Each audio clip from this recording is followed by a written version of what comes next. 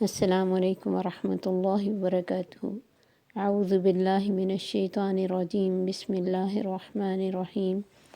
رب اشرح لی صدری ویسر لی امری واحلل عقدۃ من لسانی یفقہوا قولی رب زدنی علما اللہم فقہنا فی الدین۔ آج کا لیسن 66 سے 70 تک ہے۔ وَلَوْ أَنَّا كَتَبْنَا عَلَيْهِمْ، اور اگر بے شک لکھتے ہم ان پر، أَنِ اقْتُلُوا أَنفُسَكُمْ، کہ قتل کرو اپنے آپ کو، أَوْ اخْرُجُوا مِن دِيَارِكُمْ، یا نکلو اپنے گھروں سے، مَا فَعَلُوهُ إِلَّا قَلِيلٌ مِّنْهُمْ، نہ کرتے اس کو مگر تھوڑے ہی ان میں سے۔ وَلَوْ أَنَّهُمْ فَعَلُوا، اور اگر بے شک وہ کرتے، مَا يُوعَدُونَ بِهِ، جو وصیت کیے جاتے ہیں یا نصیحت کیے جاتے ہیں ساتھ اس کے، لَكَانَ خَيْرًا لَهُمْ، ضرور بہتر ہوتا ان کے لیے، وَأَشَدَّ تَثْبِيتًا، اور زیادہ مضبوط۔ وَإِذًا لَآتَيْنَاهُمْ مِن لَّدُنَّا أَجْرًا عَظِيمًا، اور تب البتہ دیتے ہم ان کو اپنے پاس سے اجر عظیم۔ وَلَهَدَيْنَاهُمْ صِرَاطًا مُّسْتَقِيمًا، اور ضرور ہدایت دیتے ہم ان کو سیدھے راستے کی۔ وَمَن يُطِعِ اللَّهَ وَالرَّسُولَ، اور جو اطاعت کرے اللہ اور رسول کی، فَأُولَٰئِكَ مَعَ الَّذِينَ، تو یہی لوگ ہیں جو ساتھ ہوں گے ان لوگوں کے، أَنْعَمَ اللَّهُ عَلَيْهِمْ، انعام کیا اللہ نے جن پر، مِنَ النَّبِيِّينَ، نبیوں میں سے، وَالصِّدِّيقِينَ، اور صدیقین میں سے، وَالشُّہَدَاءِ، اور شہداء میں سے، وَالصَّالِحِينَ، اور نیککاروں میں سے، وَحَسُنَ أُولَٰئِكَ رَفِيقًا، اور کتنے اچھے ہیں یہ لوگ دوست۔ ذَلِكَ الْفَضْلُ مِنَ اللَّهِ، یہ فضل ہے اللہ کی طرف سے، وَكَفَىٰ بِاللَّهِ عَلِيمًا، اور کافی ہے اللہ ساتھ اس کے جاننے والا۔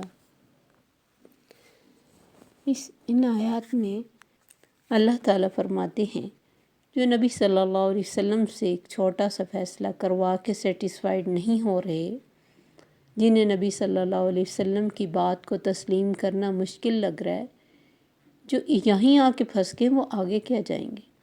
اگر ہم ان پر لکھتے کہ خود کو مارو، یا آپس والوں کو، یا کوئی اس طرح کا کام کرتے، یا اپنے گھروں سے نکلو، تو کیسے کرتے یہ؟ اگر یہ چھوٹے چھوٹے کاموں کے لیے راضی نہیں ہو رہے تو بڑے کام ان لوگوں نے کیا کرنے تھے؟ ہاں، إِلَّا قَلِيلٌ مِّنْهُمْ، بہت تھوڑے ہی، کوئی یعنی جو فوری ہر بات پہ ایکٹ کرتے ہیں وہ کم ہی ہوتے ہیں۔ ان کے تو پول کھل جانے تھے، نہ یہ قربانی دینے والے تھے، نہ ہی اپنے جان کو اللہ کی راہ میں دینے والے۔ حقیقت یہ ہے کہ چھوٹی چھوٹی باتوں کو جب ہم اہمیت نہیں نہ دیتے تو فرائض بھی چھٹ جاتے ہیں۔ جس طرح کنارے پر چلنے سے ہمیں فکر ہوتا ہے ہم کسی دن بھی گر جائیں گے، اسی طرح جو لوگ آپ کی چھوٹی چھوٹی سنتوں کو اہمیت نہیں دیتے وہ پھر کسی دن فرائض سے بھی دور ہو جاتے ہیں۔ ہمیں تو اس بات سے یہ دیکھنا چاہیے کہ اللہ تعالیٰ اگر ان کو کہہ رہے ہیں تو ہم کتنا آپ کے فیصلوں کو مانتے ہیں، ہم کتنی آپ کی سنتوں کو فالو کرتے ہیں اور جانتے ہیں۔ فالو کرنا کی تو بات کی بات ہے، جانتے کتنا ہے، کتنی ہم دعائیں یاد رکھتے ہیں، جس طرح نبی صلی اللہ علیہ وسلم صبح و شام کرتے تھے، یا نماز کے لیے جتنا اہتمام کرتے تھے، نماز سے جتنی آپ کو محبت تھی، پھر نماز پڑھنے کا جو طریقہ تھا، کتنا ہم جاننے کی کوشش کرتے ہیں کہ واقعی آپ کی صحیح نماز کیا ہے جو میں پڑھتی ہوں، اور 40 سال اور 20 سال سے پڑھ رہے ہیں ہم، کیا واقعی وہ نبی صلی اللہ علیہ وسلم کی نماز کے مطابق ہے؟ کیونکہ آپ نے تو یہی فرمایا نا، صلوا کما رأیتمونی اصلی، نماز پڑھو جیسے میں نماز پڑھتا ہوں، جیسے تم مجھے دیکھو۔ اور صحابہ نے ایک ایک بات ہمیں بتائی نبی صلی اللہ علیہ وسلم کے بعد کہ آپ کس طرح بیٹھتے، کس طرح اٹھتے، کیا کرتے۔ لیکن ہمیں اسوہ حسنہ سے اتنی کیا کہہ سکتے ہیں کہ ہے ہی نہیں، محبت نہیں ہے۔ محبت ہے تو صرف جھومنے سے، نعتوں سے، اور بس نام کے محبوب بننے سے۔ آپ کی بات چھوٹی ہو یا بڑی، ہمیں فخر ہونا چاہیے کہ میں دنیا کے چنے ترین انسان، سلیکٹو ترین انسان اور بہترین انسان اور اللہ کی محبوب ہستی کو فالو کر رہی ہوں۔ مجھے اپنی مرضی، اپنی خواہش اور اپنی خوشی اور اپنی موڈ، ان چیزوں کی کوئی اہمیت ہی نہیں ہونی چاہیے۔ کیا اہمیت ہے ان چیزوں کی جہاں اتنے بڑے انسان کو فالو کرنا ہو؟ دنیا میں کسی سے ہمیں محبت ہو تو ہم اس کی بے شمار چیزوں کو فالو کر لیتے، جیسے ہم نے ان لوگوں کو بھی فالو کر لیا جو مسلمان نہیں تھے۔ ہم نے یہ بھی نہیں سوچا کہ یہ تو میرے مذہب میں ہے ہی نہیں، اس طرح کا لباس، اس طرح کی باتیں، اس طرح کے کام، اس طرح کے کھانے، ہم نے سب کچھ فالو کر لیا کیونکہ ہمیں محبت ہے نا ان کے کلچر سے، ہم مرعوب ہو جاتے ہیں چھوٹی چھوٹی باتوں پہ، لیکن نہیں مرعوب ہوتے تو اپنے دین پر نہیں ہوتے، اپنے قرآن اور اپنے نبی پر نہیں ہوتے۔ نام کے بے شک بہت محبت کرنے والے، اللہ کو نام کی محبتیں نہیں چاہیے، تو کبھی بھی کسی بھی سنت پر عمل کرتے ہوئے اپنے آپ کو کمتر نہیں سمجھنا، نہ اپنی توہین سمجھنا۔ یہ اللہ کا خاص کرم ہے جو کسی کو توفیق دے دے کہ وہ سنتوں پر عمل کرنے والا ہو، اللہ کے حکموں کو اہم سمجھنے والا ہو۔ ہم یہ پوچھتے رہتے یہ فرض ہے، یہ واجب ہے، یہ سنت ہے، یہ مستحب ہے۔ عقل مندی یہ ہوتی ہے کہ یہ پوچھے بغیر کہ یہ سنت ہے، واجب ہے، مستحب ہے، جو میرے نبی نے کیا مجھے کرنا ہی ہے۔ اللہ جذبہ، نیت، ارادہ دیکھے گا۔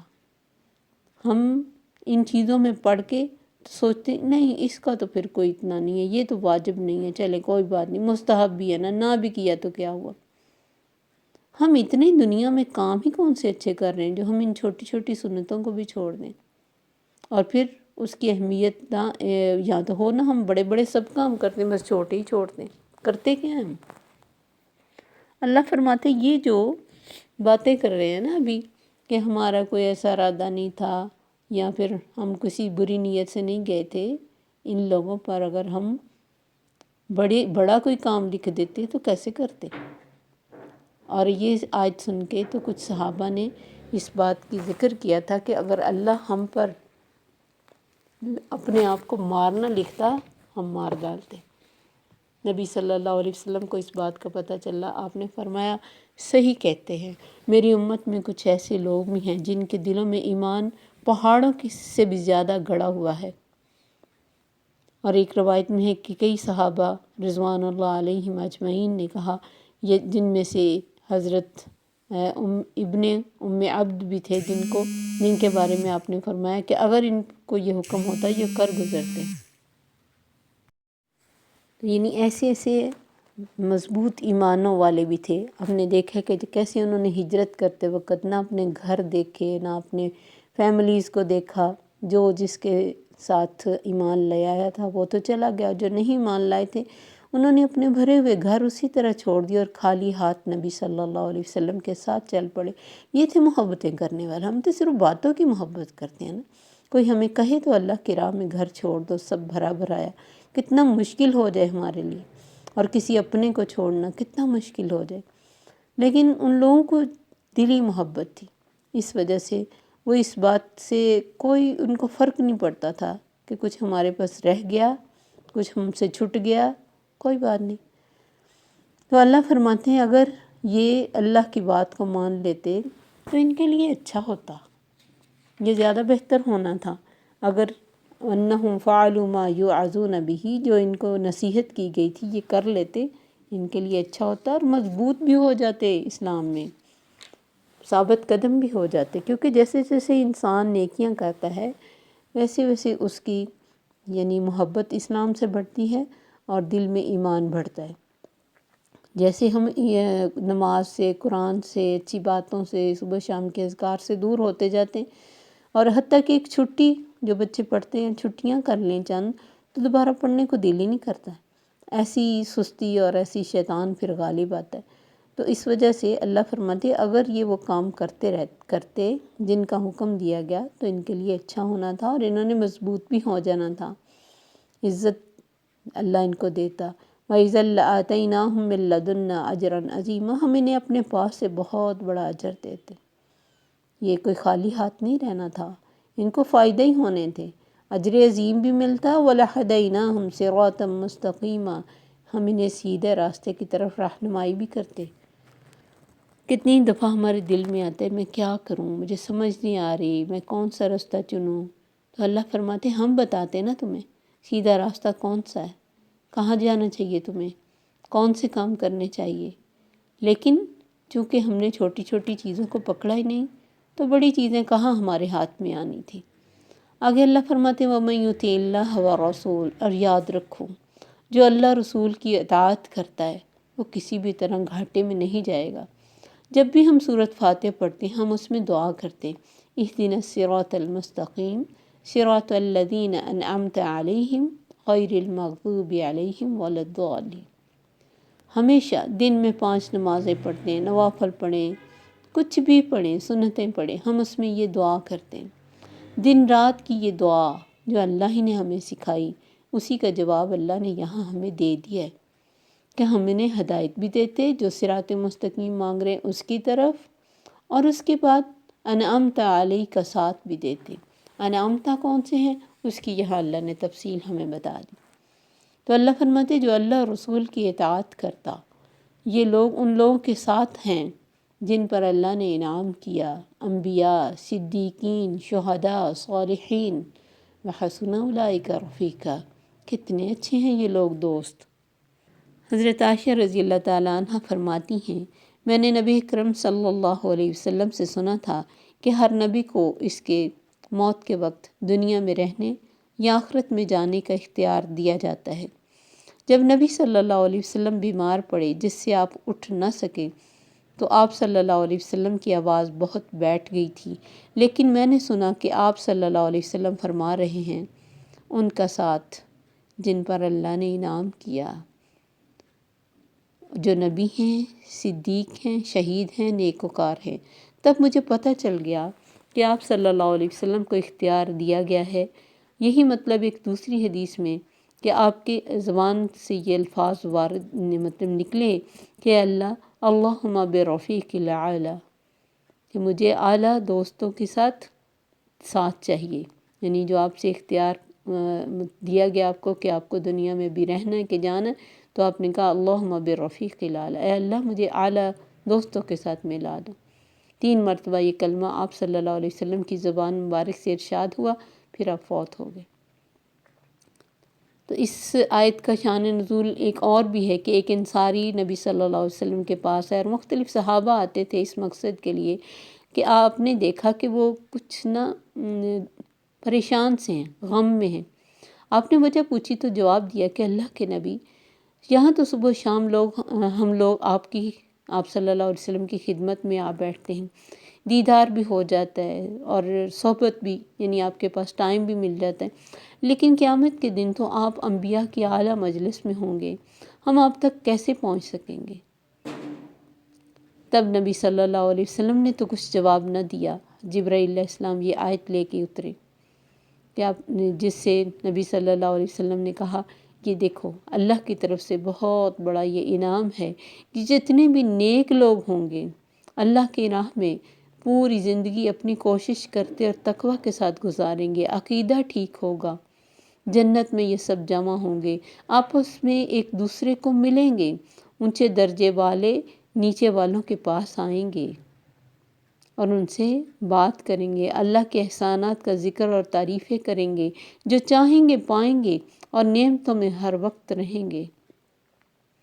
اسی طرح ایک شخص نے کہا اللہ کے نبی میں آپ کو اپنی جان، اپنے اہل و عیال اور اپنے بچوں سے بھی محبوب رکھتا ہوں، میں گھر میں ہوتا ہوں لیکن آپ کو دیکھنے کا شوق مجھے بے چین رکھتا ہے، صبر نہیں ہوتا تو میں دوڑتا ہوا آ جاتا ہوں، دیدار کر کے چلا جاتا ہوں، لیکن مجھے آپ صلی اللہ علیہ وسلم کی اور اپنی موت یاد آتی ہے اور اس کا یقین کہ آپ جنت میں اعلیٰ انبیاء کے ساتھ اونچے درجے میں ہوں گے تو ڈر لگتا ہے کہ میں آپ کے دیدار سے محروم ہو جاؤں گا۔